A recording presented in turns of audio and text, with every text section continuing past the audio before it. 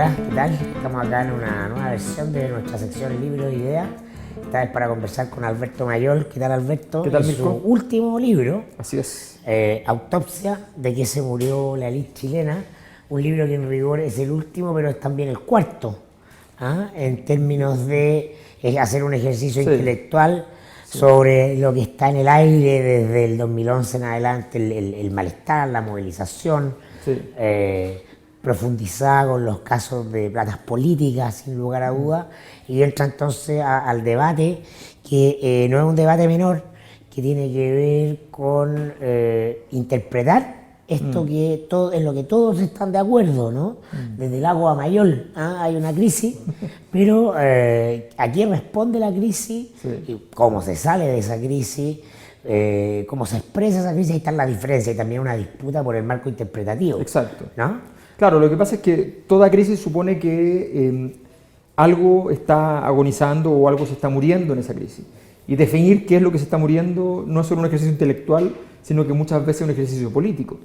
Y evidentemente ahí muchos de los actores van y dicen, ponen sus fichas y dicen, no, esto es lo que se está muriendo, es tal cosa, y la respuesta, irónicamente siempre la respuesta soy yo.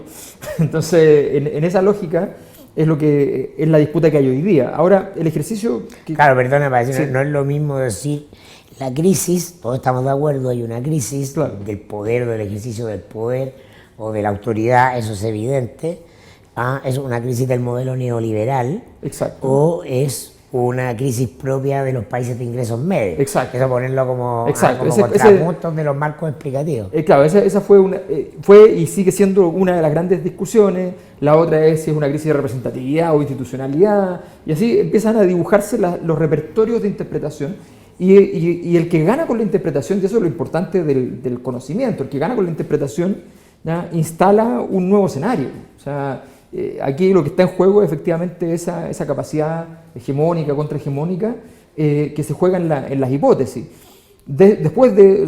Antes y después de eso está, si acaso, el que se enfrentó al material lo hizo como un ejercicio intelectual o lo hizo directamente como una operación política, que esa es otra variante de la problemática, donde siempre se confunden. No nos olvidemos que en Chile existe mucho columnista a sueldo, o sea, que literalmente trabaja para un orden, vaticanistas, le digo yo, que son personas que al mismo tiempo que son expertos, los únicos expertos en el Vaticano, trabajan para el Vaticano, o sea, no tienen un repertorio que no puede ser muy amplio. En ese marco es que nace el libro, que nace en el fondo de un proceso más largo, en La nueva mayoría y el fantasma de la concertación, un libro que hace 2 años había publicado, el último capítulo sobre la crisis de la élite. Cuando lo trabajé ese capítulo, me quedó algo dando vuelta, dije, aquí hay algo que no estoy llegando suficientemente adentro del fenómeno.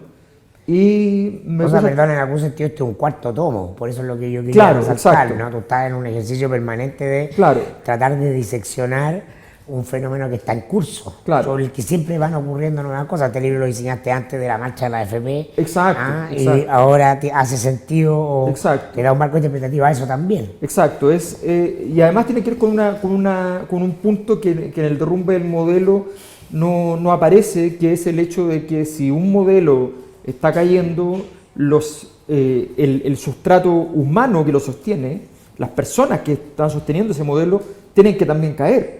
No se puede derrumbar el modelo sin sus autores, sin sus exégetas, sin sus sacerdotes principales y sin sus operadores. Entonces en ese marco también cabe la necesidad de entender qué pasa con los actores. Eso es una mirada omnicomprensiva que es sistémica, que no es la mirada instalada a nivel masivo, no es por cierto la mirada en general de la construcción de la pauta a los medios. No, claro. ¿No? Que ven una crisis focalizada, o sea, ¿qué tiene que ver? En la AFP o la educación. Claro, son cosas que están fragmentadas y tú tiendes a verlas, yo creo más bien acertadamente, como una cuestión de época, ¿no? Que engloba una totalidad. Claro, hay una época que tiene una lógica. Yo creo que en general además hay un conjunto de actores que están tratando o han logrado ver parte de lo que es esta crisis de época, desde distintos registros, distintas miradas, y en esa lógica de época es donde tenemos que tratar de comprender. En ese marco había algo que a mí me llamaba mucho la atención, y cuando me puse a investigarlo con más detalle, se me abrió mucho. Por ejemplo, yo tenía un material preparado para el libro, voy a contar lo que no usé, porque es interesante porque revela lo que se abrió también. Tenía mucho material sobre las crisis de las empresas, sobre la crisis de SQM, sobre la crisis del caso Penta, tenía muchísimo material, una carpeta gigante. No la usé, ¿ya? La trabajé, la revisé, escribí, no la usé en el libro. Tenía material escrito sobre portales, no lo usé. Tenía materiales sobre la Constitución del 25, no lo usé. Tenía un largo trabajo sobre Arturo Alessandri, ¿ya? No lo usé. Entonces, lo usé un poquito, ¿ya? Pero sí usé, por ejemplo, otro material que había diseñado, que era jugar a un paralelo, que no está hecho directamente, pero es muy elegante, pero es un paralelo con una crisis de la élite de Jerusalén en el siglo III a.C., ¿ya? Eso sí lo usé. Y tiene que ver con el hecho de tratar de entender cómo se manifiestan las crisis de las élites y cómo se resuelven las distintas rutas de resolución y sobre todo cómo se resuelven cuando surge un líder carismático que cambia la vertebración de esa crisis y la transforma no solo en una crisis de un grupo que cae, sino en la emergencia de un grupo nuevo. Por eso uso la crisis del caso de Jerusalén, que termina en la emergencia de Cristo y después, muchos siglos después, en Mahoma. El libro está bien acabado, el tema de seguirle un hilo conductor a la construcción de élite en Chile. Sí, ¿no? sí, claro, hay una época... en adelante. Exacto. Tú eso lo trabajas bien, o sea, tiene una pretensión historicista en ese sentido. Hay una pretensión de entender cómo es una... A ver, todas las sociedades tienen muchas élites. Hay una de las élites que logra ser la élite dominante. Y esa élite dominante lo que hace es que normalmente canjea fichas con otros grupos de élite, ¿ya? Esta élite dominante incorporó, por ejemplo, a lo que nosotros llamamos la concertación, ¿ya? Esta élite dominante financiera, formada en los años 80, gracias a la AFP fundamentalmente. No había acumulación primitiva de capital en Chile. La AFP promueve la acumulación primitiva de capital sistemáticamente todos los meses. De nuevo hay acumulación primitiva de capital, es formidable. Claro, de hecho la principal industria, el cobre, era extranjero. Exacto. Y después pasa a ser del Estado. Exacto. Entonces había que construir el capital. Y se construye el capital y en ese marco se configura una élite que estaban los militares, estaba el mundo empresariado, el nuevo empresariado que se estaba construyendo, que además usurpa las empresas, en fin. Bueno, luego viene un proceso de incorporación de nuevos actores, ¿ya? Y de configuración de un grupo completo de control. Y ese grupo va a ser con la concertación, va a ser con ciertos medios de comunicación que se configuran dentro de esta élite, con los tecnócratas asociados al mundo del derecho, fundamentalmente y la economía, ¿ya? Eso es lo que configura el escenario. Y ese escenario va evolucionando en el tiempo hasta que se configura un pacto ya sólido, perfecto, ¿ya? De hecho, uno de los grandes... La paz social tiene que, de todo ese periodo, que una de las características de ese periodo tiene que ver con que justamente como todos tienen puesto en la mesa, exacto, ¿no? Y el diseño implica que todos tengan puesto en la mesa, exacto, como una condición de la paz. Exacto, ¿no? Justamente. Y además hay una gran ventaja. La concertación venía de una élite disidente, ¿ya? Venía de haber estado con el mundo estudiantil, con las poblaciones, con el mundo sindical, venía de haber estado asociado a un conjunto de agrupaciones sociales, movimientos Más bien sociales. los partidos que conformaban los partidos, claro. Los partidos que configuran la concertación venían de esa historia. Y en esa historia, y ellos cuando llegan al poder y dejan abandonados a estos grupos, pero traen el carisma de todos estos grupos. Venían con la iglesia disidente, contra la iglesia que es dominante en Chile, tenían todo eso en la mano. Era su gran capital, era la legitimidad. Y llegaron a aportarlo al sistema. Entonces, el pacto se configuró en ese momento como un pacto perfecto. Ya no tiene fisuras, tiene legitimidad, tiene poder, tiene dinero, ¿ya? Y tiene una lógica articulada. Una entrevista que tenemos del año 2003, Pablo Longueira dice, 2002 creo incluso, Pablo Longueira dice, aquí el rayado de cancha ya está claro cuál es, y es el rayado legítimo, que es la tesis Fukuyama en el fondo, el fin de la historia, ¿ya? Sí, Longueira siempre tuvo claro que los gobiernos de la concertación eran el éxito, exacto, ¿no? de la agenda del UDI, ¿no? del gobierno militar, como una transformación radical, ideológica y cultural de Chile, ¿no? Exacto. No como un mero cuartelazo. Exacto. Y no se transforma, de hecho, solamente en un triunfo sordo, sino que además se transforma en un triunfo activo, porque la UDI pasa a ser el partido más importante de la transición. Entonces eso revela la magnitud de ese triunfo. Bueno, esa élite hoy día es lo que está en juego, lo que está cayendo, lo que a mi juicio, y esa es la tesis central del libro, está muerta, la tesis más compleja de argumentar, y tiene que ver con esta idea de que hay un pacto que se configura, que es un pacto histórico, como decías tú, que es transicional. El pacto de la transición es lo que existe como élite, y es lo que hoy día, a mi juicio, queda invertebrado, y eso significa una élite muerta. Ahora, aunque esa élite tenga alguna conciencia subjetiva de élite, la rechaza. Yo leía el libro de Otón en el segundo piso del agua y se alza muy duro para rebatir esa tesis, ¿no? Sí. Para hablar simplemente de la asimilación de una experiencia traumática, donde el consenso es la solución a ese trauma, pero no en ningún caso rechaza la idea del contubernio tras bambalinas, sí. ¿no? Que es un poco la tesis de Cortés Terci, el circuito extrainstitucional del poder, donde el aparato formal, Congreso, Ejecutivo, es una mera pantalla, un espejismo de lo que pasa atrás. Exacto. Claro, lo que pasa es que hay un punto ahí donde, sin necesidad de tú aceptar el mero contubernio, tú puedes entender el fenómeno sociológicamente desde el punto de vista un poco de lo que sería la teoría de Bourdieu. O sea, los intereses están pegados a nuestra piel, están hechos carne. Tú no necesitas, a veces necesitas llegar a un acuerdo porque la crisis es muy grande. Lo necesitaste efectivamente para el 2003, Mopgate, lo necesitaste en el 2006 con los pingüinos, lo estás necesitando ahora con las FP. ¿Ya? Pero esos son momentos específicos. Hay muchos momentos donde no hay necesidad del pacto, porque cada uno de los actores entiende muy bien que tiene que hacer lo que tiene que hacer.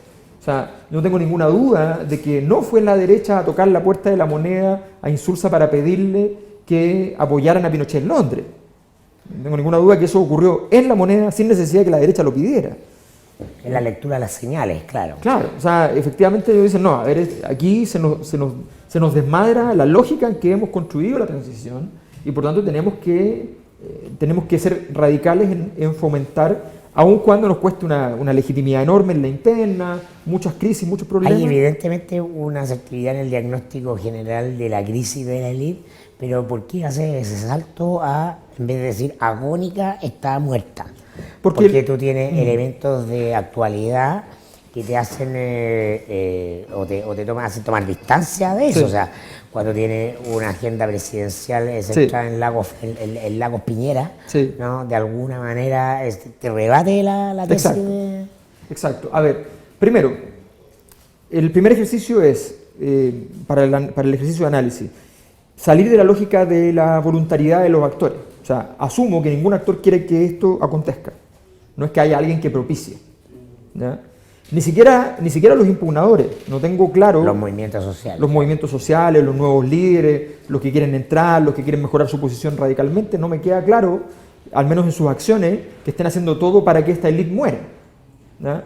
Más bien quieren canjear una ficha en un buen nivel.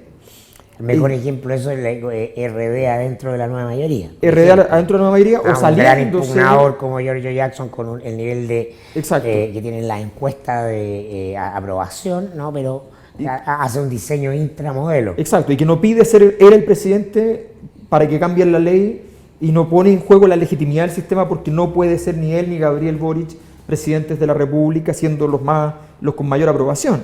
¿Ya? No ponen en juego los capitales fundamentales de ellos para ir todo o nada. ¿Ya? Entonces, en general en Chile hay una conducta de actores que le temen mucho al frío. ¿Ya? Entonces, frente a eso, en general uno podría decir efectivamente, bueno, pero si la voluntad de los actores no es esta, ¿ya? Entonces, ¿por qué se podría pensar en que esto se va a romper definitivamente? La ruptura definitiva no tiene que ver con la voluntad de los actores. La ruptura definitiva tiene que ver con lo que diríamos en términos marxistas el imperio de la contradicción, o lo que podríamos decir en un sentido mucho más coloquial, las sabanitas cortas. Aquí el asunto es muy simple. Si tú quieres hoy día articular un orden, tienes que lograr un acuerdo que vaya desde el empresariado hasta los activos movimientos sociales, o al menos los sectores sociales que en algún momento tienen la capacidad de generar esos movimientos. ¿Ya? Y lo que tenemos es, en todo este camino, tenemos primero un festival de invertebrados, nadie tiene la capacidad orgánica de constitución de una élite que pueda hacerse cargo del proceso. ¿Ya? Y en segundo lugar, lo que tenemos es que cada vez que tú te mueves para un lado, dejas destapado el otro. Y no hay manera de lograr dejar moderadamente satisfecho o al menos pagar la insatisfacción suficientemente dentro de la lógica del mismo modelo. Entonces, ese imperio de contradicciones, claro, tú puedes durar mucho tiempo tratando de poner una nueva cosa sobre la mesa y permitiendo que esto vaya para un lado, vaya para el otro, ¿ya? Pero si finalmente cada vez que lo haces rebotas, ¿ya? Y ese es el fenómeno. Ahora, se puede dar el hecho de que ciertos personajes de esta misma élite puedan asumir agudamente esta lectura y encabezar el proceso de transformación, Claro. renovación y cambio de lo mismo. Tampoco es... No, eso, Sí.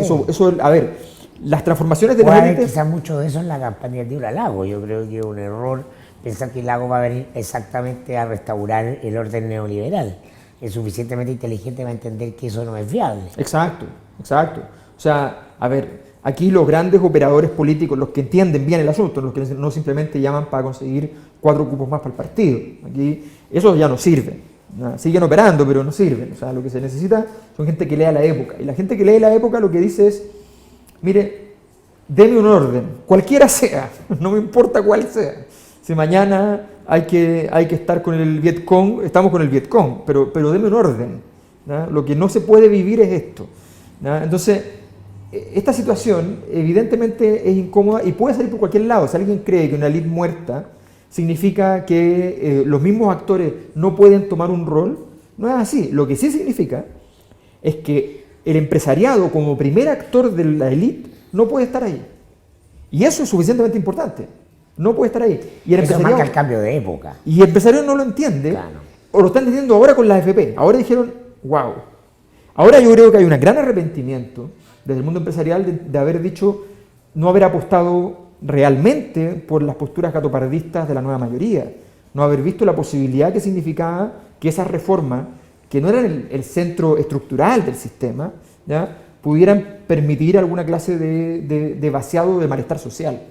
Lo explicó muy bien Ricardo Solari antes de la asunción de Michelle Bachelet en el diario El País de España, ¿no? Exactamente, ¿No? exactamente. Esta es la tabla de salvación del... Exacto, y resulta que le Del dispararon modelo. a la tabla de salvación porque estaban molestos con que se imaginaron que la tabla de salvación era más sencilla, pero yo creo que ahí hubo un diagnóstico que, sin ser correcto, sin ser impecable por parte de la nueva mayoría, estaba más cerca al diagnóstico correcto que lo que hizo el empresariado. Aquí había que entregar muchas cosas, ¿ya? Y hoy día estamos Más parados... que lo que hicieron es quienes lo hicieron, ¿no? Yo creo que también hay un tema de celos personales, ¿no? También. Bueno, ahí se nota la falta de comprensión de época. Tú te dices, oye, pero es que no voy a permitir que lo haga X. Bueno, pero, a ver, Bueno, pero la miseria humana es así. se requiere un poquito más de estatura en un momento de tanta dificultad. En gran medida, la gestión del poder en crisis como esta tiene como una especie de manual de instrucciones, y eso es un poco lo que quise mirar en la historia chilena, el típico líder que llega desde fuera de la élite y rápidamente entra en la élite, en el caso de Arturo Alessandri Palma, que ya lo mencioné, ¿ya? O sea, o de repente un actor que está dentro, o sea, perfectamente podría ser hoy día un Osandón, ¿ya?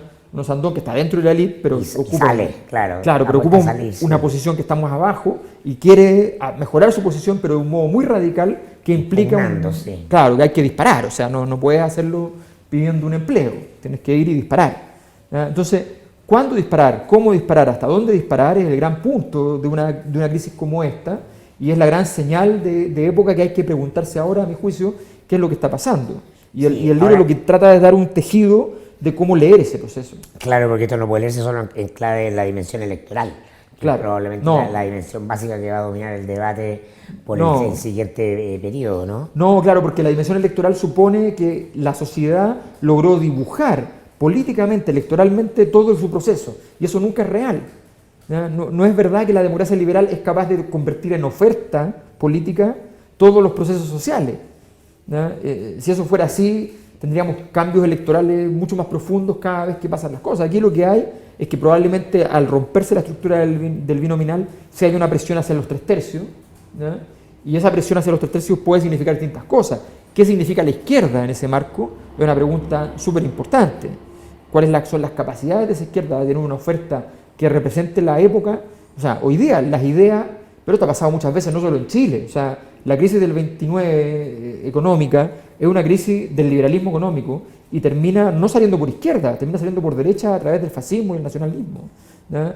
La crisis del 2008 en Europa no termina saliendo por izquierda, aunque era una crisis financiera muy criticada por movimientos de izquierda desde 10 años antes, que tenían razón formalmente. Termina saliendo con la emergencia, por un lado, del ambientalismo y por otro lado, de los partidos también nacionalistas. Entonces, esto no es matemática pura, no es mecánica simple. Esto requiere mucho más análisis. Oye, tú en un ejercicio de narcisismo hablas acá de un concepto nuestro del mostrador del Partido del Orden, no lo trabajas más, Sí, o sea, que es muy sí, interesante porque sí. ya simplemente sociología barata que hacíamos nosotros, pero tú aquí lo trabajas de una manera más, Sí, más ordenada y lo encuentras en la historia, ¿no? Lo Sí. encuentras su lugar en la historia, en el monbarismo. exactamente. Lo que pasa es que, a ver, el Partido del Orden, que es un concepto que se hizo de uso frecuente gracias al mostrador, efectivamente a mí me pareció que, y yo en eso soy omnívoro, considero que los sociólogos, los historiadores, no podemos pretender tener el monopolio de la interpretación de la sociedad.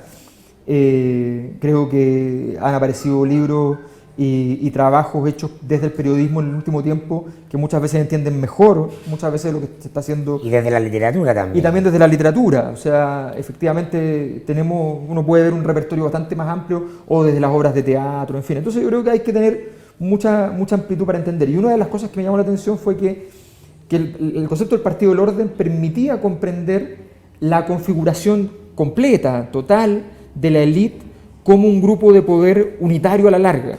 ¿Ya? Que aquí ni siquiera había un duopolio ni una colusión, sino que literalmente había un partido que tiene facciones, ¿ya? Que es el gran objetivo de muchos partidos en la historia, en Argentina, en Chile, en muchos países, es lograr construir un gran partido que abarque distintas sensibilidades, pero que a la larga signifique siempre una cosa muy simple, ¿ya? El PRI en México, lo que yo llamo en el libro la perfección. O sea, Claro. la perfección es cuando tú tienes todo. Plagiando a Vargas Llosa. Plagiando a Vargas Llosa, exactamente. O sea, la perfección, pero y pensando mucho en Aristóteles ahí, porque lo que digo es que el gran problema de esta élite fue su perfección. O sea, Aristóteles siempre decía, la crisis no es lo que estaríamos viviendo hoy día en Chile. La crisis es cuando todos los eventos ya concurrieron para que la explicitación de la crisis sea posible. O sea, la crisis es cuando Edipo ya mató a su padre y se casó con su madre, pero todavía no lo sabe y no ha pasado nada malo y él es el héroe. Ahora, este Partido del Orden tiene su gran ejercicio de impostura y eficacia a la vez en mantener la estructura tradicional de los partidos del siglo XX chilenos, Exacto. que son los partidos hechos que hasta hoy en día todos los análisis se hacen en lectura de izquierdas-derechas, Exacto. la DC contra el PC, Exacto. RN versus la UDI, cuando lo que articula ahí son cuestiones que están tras bambalinas, ¿no? Porque Exacto. no son todo el Partido del Orden en el mundo de la centroizquierda, no es todo el PS, no es toda la DC, no. Es la élite dominante, el Exacto. aparato de poder. El ¿no? grupo conservador. Claro. Claro. Y la identidad generacional que hay ahí. A ver. Conservador desde el punto de vista claro, De su poder. de impugnación del status quo, Claro.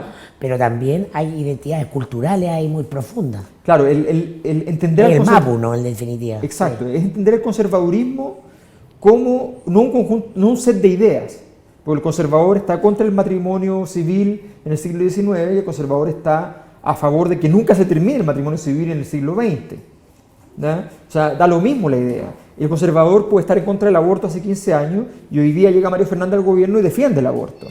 ¿Ya? ¿Te das cuenta? Entonces no tiene que ver con el set de ideas. El conservadurismo tiene que ver con el poder. Hay un grupo que tiene poder y eso es lo que hay que Se conservar. trata de quién administra el poder. Claro, Y el sí, eso triunfo, es eso. el triunfo político en la historia de Chile permanentemente ha sido el grupo conservador. O sea, los liberales le dan la espalda a Balmaceda, ¿ya? Y producen la caída de un régimen liberal. Y los liberales quedan a merced de los conservadores en Chile y en América Latina, no solo en Chile. ¿Ya?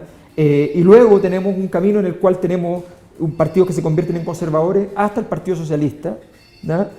Como hemos visto en la transición chilena, y estos partidos que estaban con los sindicatos, con el gran movimiento social, resulta que se convierten en parte de los conservadores.